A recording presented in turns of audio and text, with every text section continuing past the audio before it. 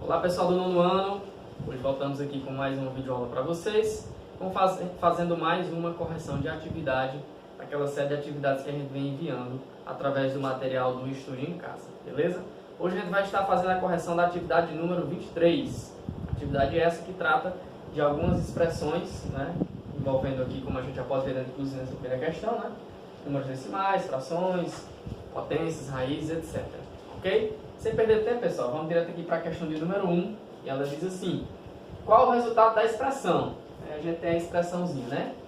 Abre parênteses, 5,8 menos 4 quintos mais 3 elevado a 0 menos raiz quadrada de 49, fecha parênteses, dividido por 0,5.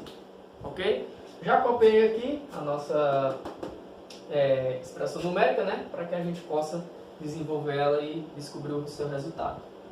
Bom, pessoal, aqui de cara a gente já pode fazer algumas coisas, certo? E aqui eu retomo para vocês também uma dica que eu já dei em outros vídeos e que eu vou dar essa dica novamente. Aqui a gente tem um número decimal e uma fração. Trabalhar os dois ao mesmo tempo não dá, é bem complicado a gente fazer isso. Ou a gente pega o número decimal e transforma em fração, ou a gente pega a fração e transforma em número decimal. Eu particularmente acho mais tranquilo trabalhar transformando a fração em número decimal, certo? E eu já fiz isso, ó. Tá aqui, peguei o 4, dividi por 5. 4 dividido para 5 não dá, né? Acrescentei um 0 aqui, e acrescentei um 0 e uma vírgula aqui no quociente. Ficou 40 dividido para 5, que dá 8. 5 vezes 8, 40 para 40, nada. Então, 4 sobre 5, ou 4 dividido para 5, é a mesma coisa que 0,8. Ok? Então, vamos lá. Então, fica 5,8 menos 0,8 menos, já podemos calcular, aliás, mais, né? Primeiro vem essa potência aqui, 3 elevado a 0. Pessoal, existe uma regrazinha na potência, né, que diz que qualquer número elevado a 0 vai ser sempre 1, certo? Então, com 3 também não é diferente, 3 elevado a 0 vai ser igual a 1, menos, raiz quadrada de 49 já podemos calcular também, e é igual a 7. Fecha parênteses, tudo isso dividido por 0,5. Bom, agora podemos eliminar já esse parênteses aqui de cara, né? Então vamos lá. 5,8 menos 0,8. Um pouquinho bem simples, né, pessoal? 5,8 menos 0,8 é 5, certo? 5. 5 mais 1, 6. 6 menos 7. 6 menos 7, né? A gente tem um 7 ali maior que o 6, né? A gente utiliza aquela regrinha lá de subtrai, conserva o sinal do maior módulo. O que é o maior módulo? 6 ou 7? 7, né? Então vamos conservar o sinalzinho de menos. Então 7 menos 6 é igual a 1. Vai ficar menos 1. Dividido para 0,5. Ok?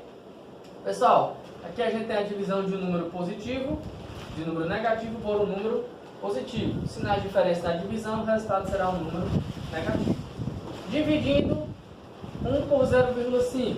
Vamos arrumar aqui a continha. 1 por 0,5.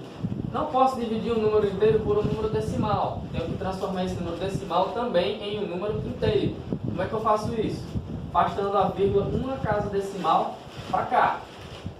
Só que, quando eu faço essa vírgula uma casa decimal para cá, eu tenho que aumentar uma casa decimal aqui também. Ou seja, para aumentar essa casa decimal, eu acrescento 0. Então fica 10 dividido para 5, que a gente sabe que é 2. 2 vezes 5, 10, para 10, nada. Então já temos o resultado dessa expressão numérica aqui. Menos 2. Ok? Observando aqui as alternativas, ó, a gente percebe que a resposta já vai estar contida aqui na letra A. Menos 2. Continuando, pessoal, vamos agora para a questão de número 2, que ela diz assim: qual o resultado da expressão? Então aqui a gente tem outra expressão numérica, né? Abre parênteses, 1 mais 1 terço, fecha parênteses, vezes, abre parênteses, 1 menos 1 terço, fecha parênteses. Uma expressãozinha numérica curtinha, né? Mas que aparentemente ela pode ser trabalhosa, né? Porque a gente está trabalhando com números inteiros e com frações, certo? Pessoal, aqui eu já coloquei, né? Já armei aqui para a gente desenvolver.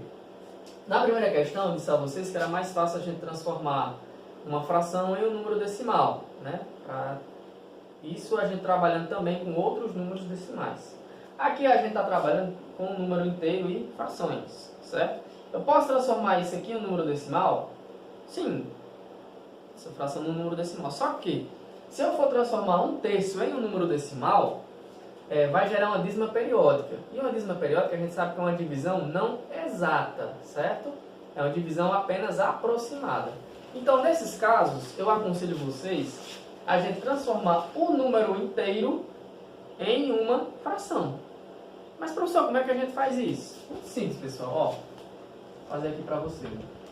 Eu pego o 1, não é? E simplesmente coloco o denominador 1. Professor, se fosse um 2, ou um 3, ou um 4, eu ia fazer a mesma coisa. Para transformar um número inteiro em uma fração, eu simplesmente coloco o 1 como denominador, certo? Aí fica mais 1/3, né?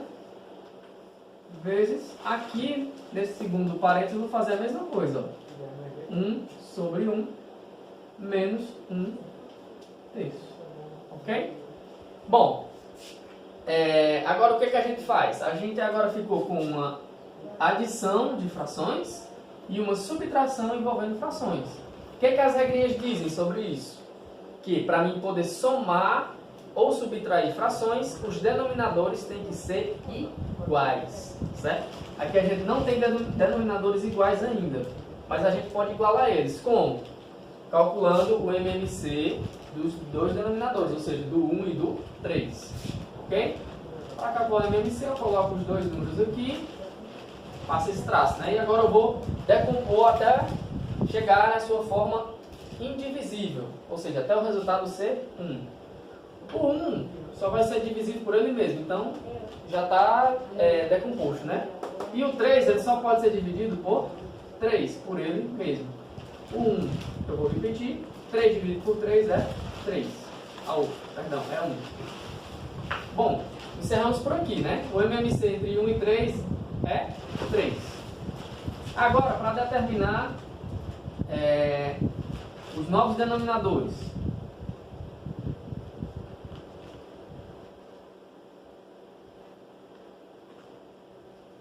Três dividido por 1 é 3. 3 vezes 1, 3. 3 dividido por 3 é 1. 1 vezes 1 é 1.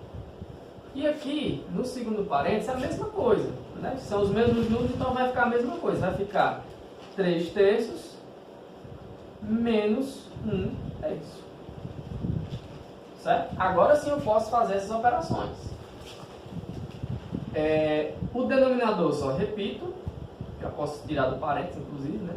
E 3 mais 1 é igual a 4. Vezes o denominador só repito, que é o 3. 3 menos 1 é igual a 2. Pessoal, ficou uma multiplicação envolvendo frações. E o que a regrinha nos diz? Na multiplicação de frações, numerador vezes numerador, denominador vezes denominador. 4 vezes 2 é igual a 8. 3 vezes 3 é igual a 9. Tem como eu simplificar isso aqui? Não. Por quê? Porque aqui é um número par, aqui é um número ímpar, são números baixos. Nenhum número vai dividir 8 e 9 ao mesmo tempo. Então o resultado é 8/9. Observando aqui as alternativas, a gente percebe que o item correto vai ser o item C de casa. Para finalizar, pessoal, a gente vem agora para a questão de número 3. Ela diz assim: qual o resultado da expressão? Então a gente tem outra expressãozinha numérica, né? Abre parênteses 2 menos 1/2, fecha parênteses, tudo isso elevado ao quadrado. Dividido por, abre parênteses, 2 mais 1/2, tudo isso também elevado ao quadrado, certo? Já copiei aqui para a gente adiantar o processo. Bom, aqui, pessoal, bem semelhante à questão anterior, a questão número 2 que a gente acabou de corrigir, né? A gente tem números inteiros e frações, certo? E aqui a gente vai fazer aquele mesmo processo. Se a gente tem números inteiros e frações, é melhor transformar um número inteiro também em uma fração, beleza? Bom, para transformar em uma fração, eu pego o 2 e coloco o 1 como denominador. Menos 1/2, tudo isso elevado ao quadrado, dividido por... Aqui é a mesma coisa, ó. 2 sobre 1 mais 1 meio, tudo isso elevado ao quadrado, ok? Bom, aqui a gente tem uma subtração de frações e aqui a gente tem uma adição. O que a regra diz? E para mim poder fazer uma adição ou subtração, os denominadores têm que ser iguais. E como existe uma diferença, eu vou ter que igualar, né? Para igualar, eu tenho que calcular o MMC de 1 e de 2. Calculando, o 1 não tem como mais eu dividir ele, né? Vou dividir o 2, que só pode ser dividido por ele mesmo. O 1 eu só repito, 2 dividido por 2 é 1. Então o MMC entre 1 e 2 é 2. Ok? Calculando agora os novos numeradores, né? Porque se o denominador mudou, o numerador também vai ter que mudar, vai ter que continuar sendo equivalente. 2 dividido por 1 é 2. 2 vezes 2 é 4. 2 dividido por 2 é 1. 1 vezes 1 é 1. Tudo isso elevado ao quadrado. Aqui vai ficar a mesma coisa, né? Aqui são os mesmos valores, então vai ficar 4 meios mais 1 meio. Tudo isso elevado ao quadrado. Calculando aqui, pessoal, vai ficar... Os denominadores são iguais, né? Então eu só repito. 4 menos 1 é igual a 3. 3 meios elevado ao quadrado. Aqui, repito o denominador que é 2. 4 mais 1 é igual a 5. 5 meios. Também elevado ao quadrado. Pessoal, potência envolvendo frações, né? Aqui a gente tem a fração dentro do parênteses e o expoente está fora. Quer dizer que o expoente está elevando tanto o numerador como o denominador ao quadrado. 3 ao quadrado é igual a 9. 2 elevado ao quadrado é igual a 4. Dividido por 5 elevado ao quadrado é 25. 2 elevado ao quadrado é 4. 9 quartos dividido para 25 quartos. Multiplicação de divisão de frações, certo? O que a regrinha diz? Que eu repito a primeira fração, que é 9 quartos, e multiplico pelo inverso da segunda fração. Ou seja, quem está embaixo sobe, quem está em cima desce. 9 vezes 4 é igual a 36. 4 vezes 25 é igual a 100.